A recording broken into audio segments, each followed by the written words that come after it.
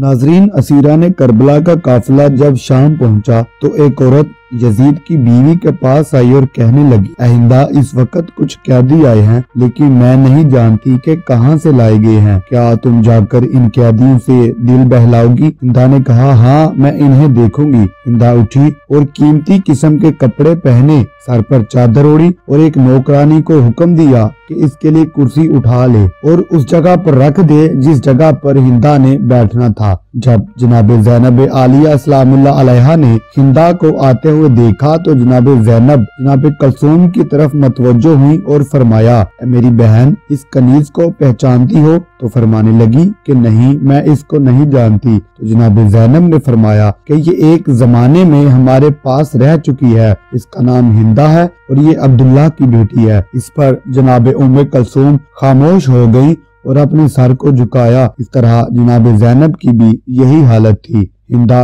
करीब आई और कहने लगी, ए बहन, मैं तुझे सर झुकाए देख रही हूँ। जनाब ज़ैनब खामोश हो गई और कोई जवाब न दिया। हिंदा ने फिर जनाब ज़ैनब से पूछा, आप लोग किस शहर के रहने वाले हैं? जनाब ज़ैनब ने जवाब दिया, हम मदीना के रहने वाले हैं।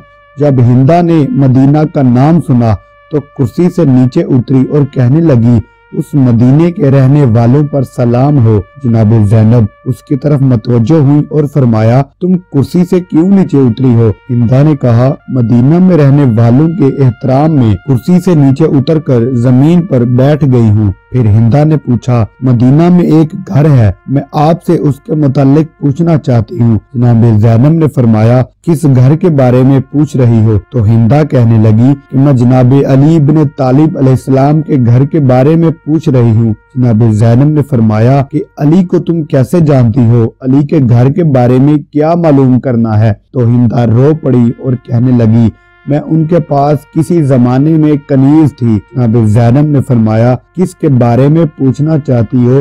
तो उसने कहा, मैं हुसैन और उसकी औलाद के बारे में पूछना चाहती हूँ। मैं अपनी शहजादी जनाब ज़ैनब और उम्मे कलसूम के बारे में पूछना चाहती हूँ। जनाब फातिमा सलामुल्लाह अलैहा की बाकी औलाद, उसके बारे में मैं जानना चाहती हूँ। तो इस वक्त जनाब ज़ैनब आलिया सलामुल्लाह अलैहा बहुत ज्यादा रोई और हिंदा से फरमाया, ए हिंदा, अगर तुम औलादे अली के बारे में पूछना चाहती हो तो सुनो कि मदीना औलादे अली से खाली हो चुका है, और अगर तुम हुसैन के बारे में पूछना चाहती हो तो ये मुकद्दस सर जो तुम्हें नेज़ा पर नजर आ रहा है, जो यजीद के सामने है, ये सर इमाम हुसैन अलैहिस्सलाम का है। और अगर अब्बास के बारे में पूछना चाहती हो और बाकी औलाद के बारे में पूछना चाहती हो तो वो करबला की सरजमीन पर बगैर सर के लाशें पड़े हुए हैं। और अगर तुम इमाम ज़ैनुल आबिदीन अलैहिस्सलाम के बारे में पूछना चाहती हो तो वो बीमार हैं, जो कमजोर हैं और शिद्दत बीमारी की वजह से उठ भी नहीं सकते।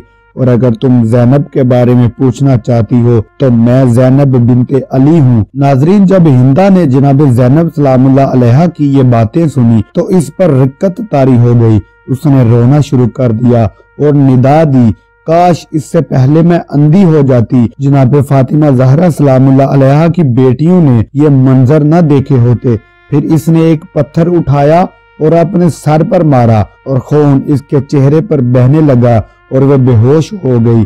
जब हिंदा को होश आया, नाजरीन, जब हिंदा को होश आया तो जनाब ज़ैनब हिंदा के पास गई और फरमाया, ए हिंदा, तू उठ और अपने घर चली जा। मुझे तेरे शोहर यजीद से खौफ है कि वो कहीं तुझे तकलीफ ना दे। नाजरीन, इस पर हिंदा कहने लगी, खुदा की कसम, मैं नहीं जाऊंगी।